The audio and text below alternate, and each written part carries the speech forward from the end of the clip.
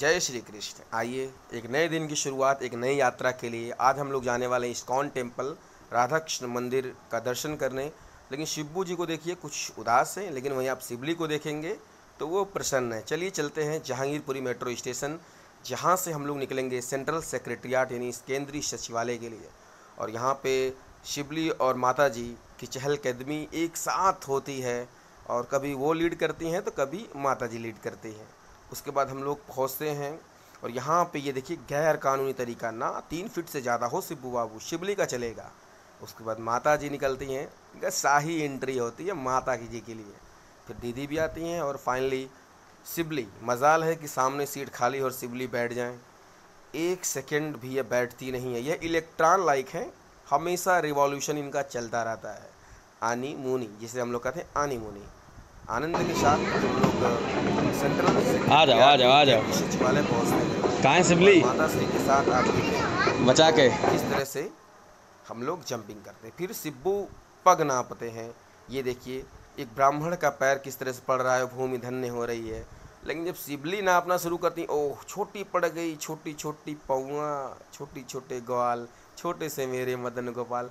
पाँव छोटे पड़ जा रहे, लेकिन फिर भी प्रयास चाहिए। और ये सिखाता है सबको, मंजिलें कुछ भी हों, प्रयास होना चाहिए। मेट्रो ट्रेन आती है और हर बार की तरह हम लोग फिर से मेट्रो सीधे पहुँचेंगे हम लोग इस्कॉन मंदिर, इस्कॉन टेम्पल। और इसकी भव्यता, अलौकिकता, इसकी छटा ही अलग थी। देखने के बाद यहाँ की स्थापत्य कला जो आपके पूर्व यूरोप है, वहाँ की पूर्व यूरोप है, वहाँ की स्थापत्य कला से मिलती जुलती है। परंतु दर्शन आपको भारतीय साहित्य के, भारतीय धर्म के ही होंगे यहाँ पे। और आप देखिए यहाँ पे जो झरनों की व्यवस्था है, यहाँ पे जो कलाकृतियाँ हैं, यह कुछ आधुनिकता को समेटते हुए हमारे पूर्व की कलाकृतियों और संस्कृतियों को समेटती हैं। और मंदिर का निर्माण देखें, हमारे यहाँ के मंदिर निर्माण कला से थोड़ा सा ये भिन्नता यहाँ पे आपको दिखती है। और यहाँ पे हर एक जो भवन निर्माण है, स्थल निर्माण है, वह अपने आप में अलग ही विशेषता रखता है। फिर फाइनली ये वो एंट्री है जहाँ से आप इस मंदिर में जाएंगे।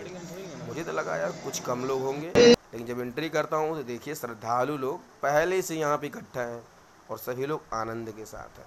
सभी लोग अपना अपना स्थान ले लेते हैं, क्योंकि हम लोग थोड़ा जल्दी पहुँच जाते हैं। 6:15 बजे पहुँच जाते हैं, 6:30 बजे शाम को आरती होती है। मैंने कहा तब तक क्यों ना ऊपर का नज़ारा देखा जाए। और ये झूमर, जी हाँ, फ़ोन में बहुत छोटा दिख रहा होगा, और एक झूमर जो साइज़ है लगभग एक आदमी के साइज़ के बराबर, और पूरे भवन में इसका जो निर्माण है वो किया गया है, और आप देख सकते हैं। और मुझे लगता है कि जब तक आप इसको अपनी सजीवता से सामने नहीं देखेंगे, इस दृश्य से आपका मन नहीं भरेगा। सभी लोग पलके लगाए हुए बैठे हुए हैं, कब पट खुलेगा, कब दर्शन होगा। सभी लोग आनंदित हैं कि मुस्कान तेरी मोहन पागल कर जाती है, मुस्कान तेरी मोहन घायल कर जाती है।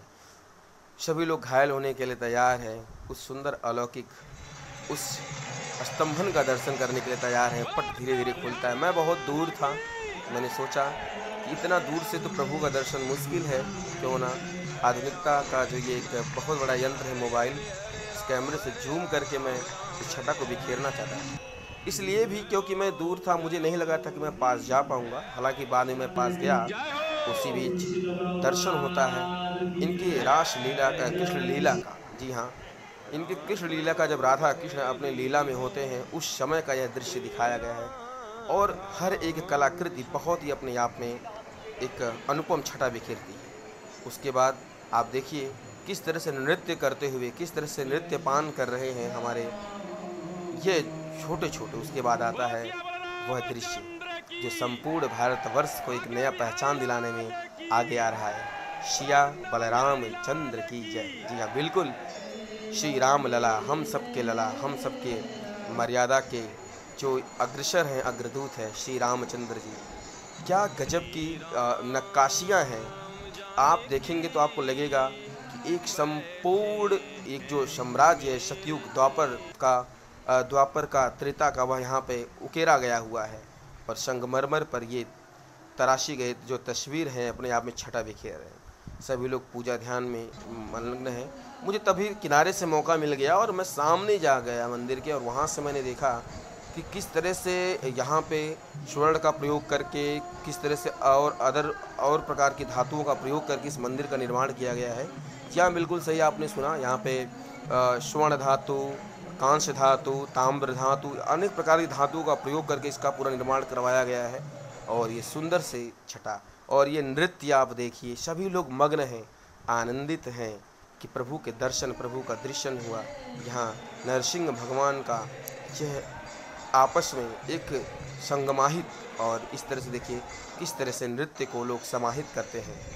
आरती, जी हाँ, यह लौ सनातन धर्म के प्रतीक को और जगमगाती है, हमारे सनातन धर्म के अस्तित्व को और प्रगाढ़ करती है इस आरती को। उसके बाद क्या था, नृत्य शुरू हुआ, क्योंकि अब धीरे धीरे करके सभी लोग आनंद की असीमता को प्राप्त कर रहे थे।